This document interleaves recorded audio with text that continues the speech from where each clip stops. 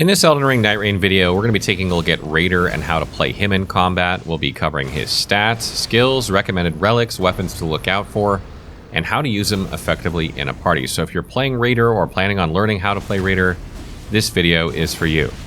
The Raider is a strength class that plays like an Oonga Boonga meathead strength build from Elden Ring, primarily built to take a bunch of hits with his high poise and crush enemies with huge weapons. Unlike the Guardian, who focuses on defense with a great shield, this class is all about offense, so if you liked any of our strength builds in our Elden Ring Best 15 Strength Builds video, then this class will absolutely be for you. In group play, the Raider mostly plays as a frontlining DPS, taking aggro similar to a tank while bonking enemies with great hammers or colossal weapons. He has the health and poise to tank many attacks in the game, so it's one of the easier classes to play in my opinion. You don't have to worry about getting two-shot like Duchess or Recluse, and you still deal plenty of damage given you have the right build.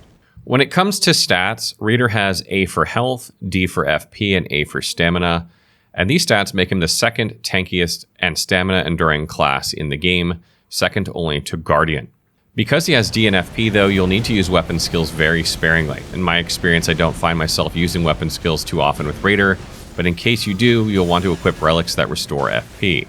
Against the Night Lord bosses, you'll want to stock up on Starlight Shards if you have a skill on your weapon that you really like. Raider has S in Strength, C in Dexterity, D in Intelligence, D in Faith, and C in Arcane. What Raider lacks in Dexterity, Intelligence, Faith, and Arcane, he makes up for in Strength, and he also has a hiddenly high poise, allowing him to tank through hits while attacking without getting interrupted, which is vital given how slow the attacks of his weapons usually are.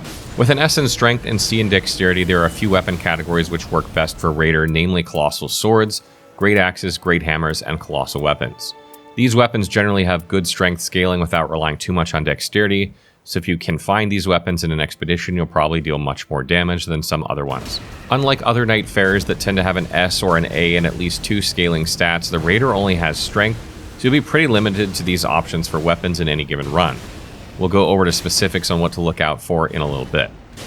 Next, we're going to take a look at Raider's skills. To start, we'll talk about the character skill Retaliate, since the passive is directly related to it.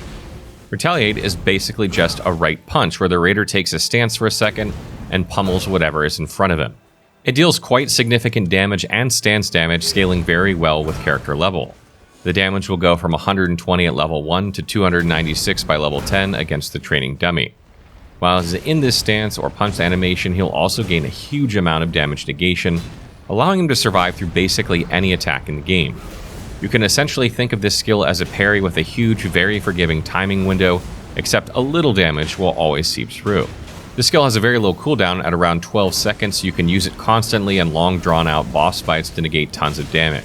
I highly recommend getting into the habit of using this when you aren't quite sure what the timing of boss attacks are, since the window of damage negation is huge and you won't be risking death by trying to roll.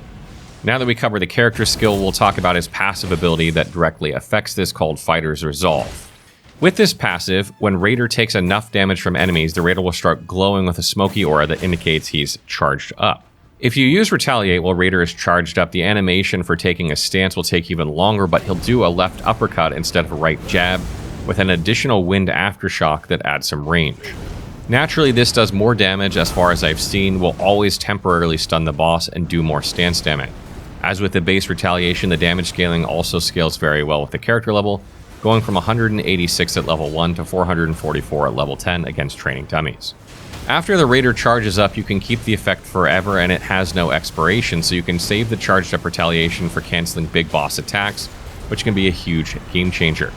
This passive also has a few other effects that come innately, such as Retaliate being uninterruptible by enemy attacks and allowing you to live through heavy damage attacks.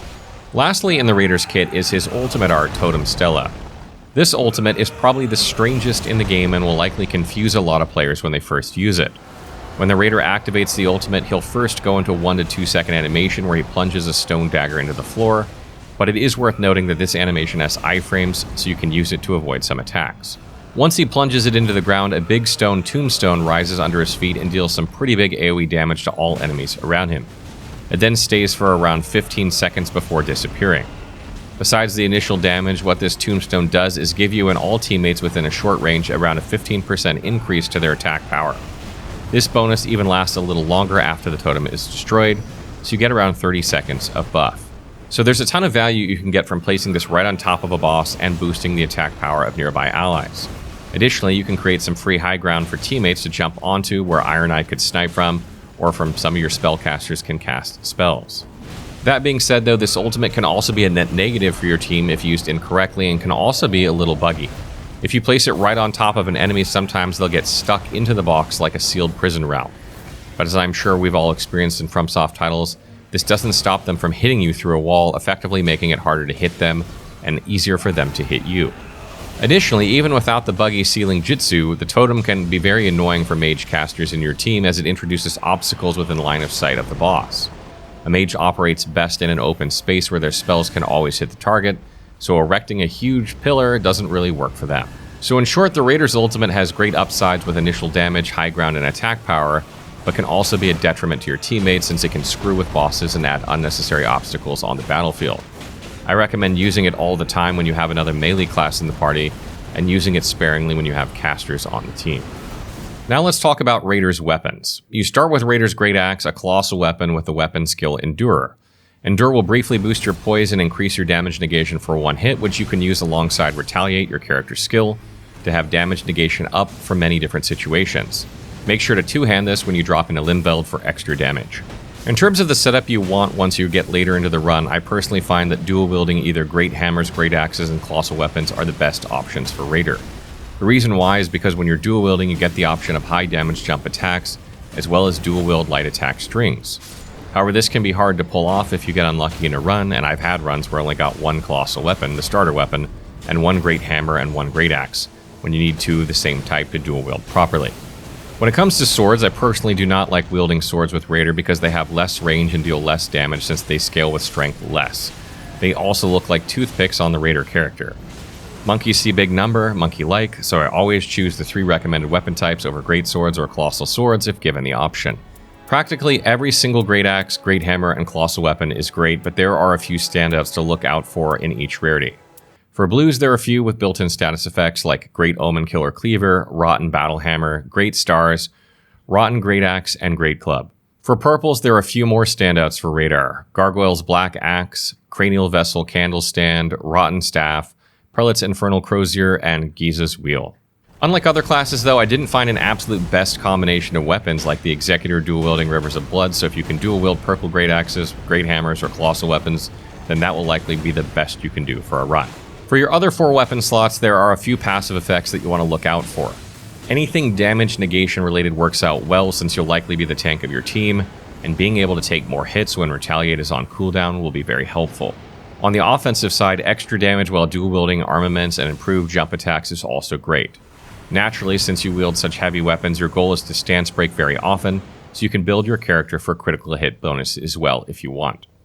For relics, you'll get 2 relics from the Raider questline as well as 3 chalices. The urn has red, green, green slots, and the goblet has red, blue, yellow, and the chalice red, red, and multicolor. The Raider questline is rather easy to complete, so I recommend doing it in order to get the relic which restores health when enemies are defeated near Totem Stella, and fills the ult gauge more when defeating enemies. Other relics you can use can be critical hit bonuses, endurance bonuses for more stamina, HP bonuses such as vigor, stamina recovery on attacks, plus physical damage, and anything you can find which generally makes you tankier. And special mention should be made for character skill cooldown on your relics. If you can reduce how long it takes for the cooldown to happen to use Retaliate, you can use it much more often, and the more often you can use it, the longer you're going to stay alive. When it comes to party composition for Raider, he can fit into literally any group as a frontliner tank. Casters again may have some issues with Totem Stella blocking their field of vision, but the tankiness and damage you get from Raider is just too good to pass up in any party. The game would be a little slow if you had 3 frontliners, so you want to have at least 1 ranged character probably alongside Raider. That would probably be a better balance, but besides that, there really isn't anything you need to be on the lookout for specifically in terms of party composition because Raider fits so well into so many parties. Bringing out the best in this character is super easy. You just have to get a little lucky with drops when it comes to weapons and learn to constantly abuse Retaliate for survivability. How you perform will depend on how you can keep aggro on bosses and let your mages do their work or your ranged characters do their work, and how many jump attacks you miss pathetically. If you can master the basics of this class and get the right equipment, you will absolutely carry every run. So that wraps up our guide on Raider. I hope you guys got something out of this one. Raider is a super fun class to play. In my opinion, he's just a better version of Wilder, kind of all around. He's even tankier, and once you play him, I don't know if you will actually go back to Wilder. As always, if you have further tips about Raider, please leave them in the comments, or if you have questions, leave them there as well, and I will try and answer them as soon as I can.